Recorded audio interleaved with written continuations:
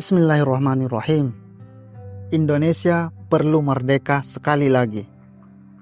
Indonesia menghadapi tantangan bonus demografi mulai tahun 2030 hingga tahun 2040. Apakah menghadapi bonus demografi Indonesia bisa menang atau Indonesia bisa kalah? Perkenalkan, saya Anwar, seorang pengusaha dan personal coach.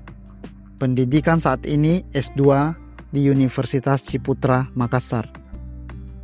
Harapan saya setelah menyelesaikan studi, semoga saya bisa menjadi ahli untuk membuka dan membesarkan bisnis bagi saya sendiri maupun bagi Anda warga Indonesia yang mau jadi pengusaha sukses. Amin. Bonus demografi, mungkin di antara kita ada yang baru dengar apakah bonus demografi itu. Maksudnya, bonus demografi adalah di mana sekumpulan manusia pada sebuah negara usia produktifnya lebih tinggi daripada usia yang tidak produktif. Ada yang mengatakan usia 20 hingga 40 tahun itu adalah usia produktif. Sedangkan di atas 40 hingga 60 lebih itu sudah termasuk tidak produktif. Ini tergantung dari tingkat atau kondisi kesehatan sumber daya manusianya. Secara teori, bonus demografi bisa dibilang sebuah peluang atau berkah.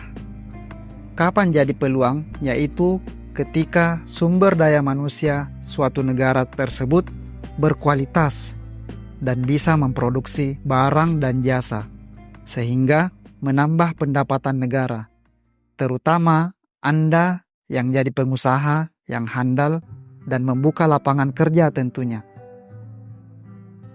Kapan bonus demografi menjadi bencana? Yaitu ketika Anda menjadi beban bagi negara akibat sumber daya manusia yang rendah. Ketika usia Anda tergolong produktif, tetapi Anda sebenarnya tidak produktif. Ketika Anda jadi pengangguran, konsumsi Anda lebih besar daripada produksi Anda. Ketika pengeluaran pemerintah terus meningkat untuk mensubsidi rakyatnya dengan harapan meningkatkan produksi dan pendapatan negara, namun ujung-ujungnya tidak juga. Adapun beberapa negara yang telah mengalami namanya bonus demografi. Yang pertama, China. Yang kedua, Jepang.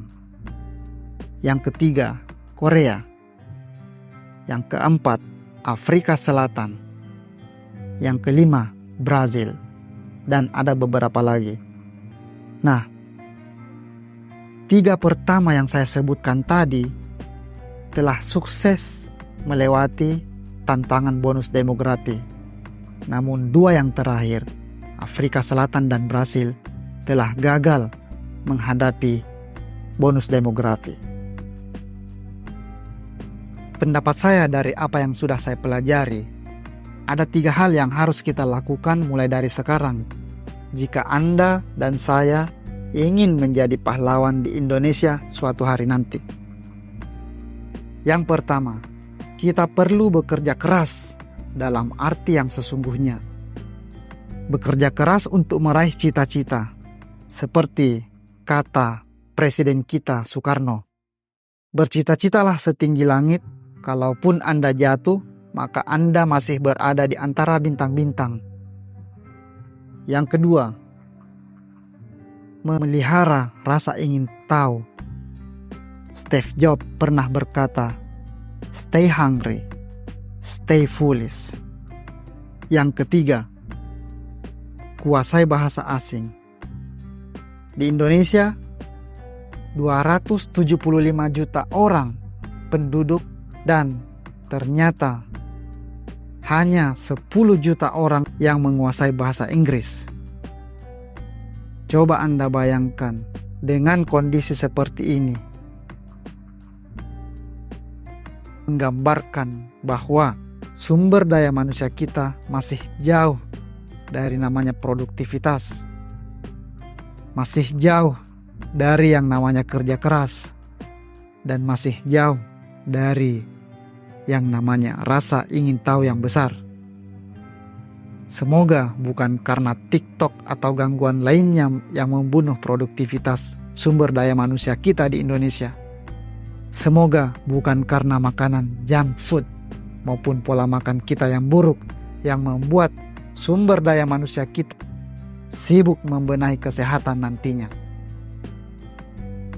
Kalau dulu pahlawan kita seperti Jenderal Sudirman mengusir penjajah hanya menggunakan bambu runcing, maka saat ini untuk berhasil dalam menghadapi bonus demografi adalah melalui sebuah pena. Pena yang ada di tangan Anda. Lalu tulislah apa yang bisa Anda berikan kepada negara Anda, Indonesia, bukan apa yang negara bisa berikan kepada Anda. Dengan begitu, semoga Indonesia bisa merdeka sekali lagi. Salam hormat, saya Muhammad Anwar.